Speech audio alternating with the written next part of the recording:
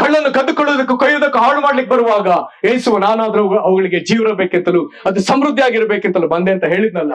ಹಾಗಾದ್ರೆ ಸೈತಾನನು ನಮ್ಮ ಯಾವ ಬಲಹೀನತೆ ಇಟ್ಟು ನಮ್ಮನ್ನ ಪೀಡಿಸ್ತಿದ್ದಾನೋ, ಯಾವ ನಮ್ಮ ಪಾಪವನ್ನು ಹಿಡಿದು ದೇವರ ಮುಂದೆ ವಾದ ಮಾಡ್ತಿದ್ದಾನೋ, ಯೇಸು ಎಲ್ಲದಕ್ಕೂ ಪ್ರತಿಯಾಗಿ ಆತ ನಮ್ಮಲ್ಲಿ ಜೀವ ತುಂಬಿಸುವಂತೆ, ತಂದೆ ಇದನ್ನು ನಾನು ಅನುಭವಿಸಿರೋದ್ರಿಂದ ನಿನ್ನ ಕೋಪ, ಅವರ ಪಾಪದ ಶಿಕ್ಷೆ, ಆ ಶಾಪ, ಆ ರೋಗ, ಮರಣ ಎಲ್ಲವನ್ನು ನಾನು ಅನುಭವಿಸಿರೋದ್ರಿಂದ ಇನ್ನು ಇವರು ಯಾವುದಕ್ಕೆ ಅರ್ಹರಲ್ಲ, ಇವರು ಬಿಡುಗಡೆ ಆಗ್ಲೇಬೇಕು, ನಿನ್ನ ಜೀವ ಅವರಲ್ಲಿ ಬರಲೇಬೇಕೆಂಬುದಾಗಿ ನಾವು ನಿನಗೋಸ್ಕರ ನನಗೋಸ್ಕರ ಪ್ರತಿವಾದಿಸುವಂತ ರಕ್ಷಕನು ನಮ್ಮೆಲ್ಲರಿಗೂ ಇದ್ದಾನೆ. Hallelujah, hallelujah. ಹಾಗಾದ್ರೆ ನಮ್ಮ ಭೂಮಿಯ ಮೇಲೆ ಮಾತ್ರ ರಕ್ಷಣಾ ಕಾರ್ಯವನ್ನು ಪೂರೈಸಿದ ಯೇಸು ಅಷ್ಟೇ ಅಲ್ಲ, ಈಗಲೂ ಆ ರಕ್ಷಣೆ ಕೊನೆಯವರೆಗೂ ದೃಢವಾಗಿ ನಿಲ್ಲಬೇಕೆಂಬುದಾಗಿ ನಮಗಿಂತ ಹೆಚ್ಚಾಗಿ ನಿನಗೋಸ್ಕರ ತಂದೆಯಾದ ದೇವರ ಮುಂದೆ ಹೋರಾಡ್ತಿರುವಂತ ರಕ್ಷಕನು ನಮಗಿದ್ದಾನೆ. ಇಂಥ ರಕ್ಷಕನು ನಮಗೆ ಬೇರೆ ಯಾರು ಸಿಗಲ್ಲ. ಹಲ್ಲೆಲೂಯಾ.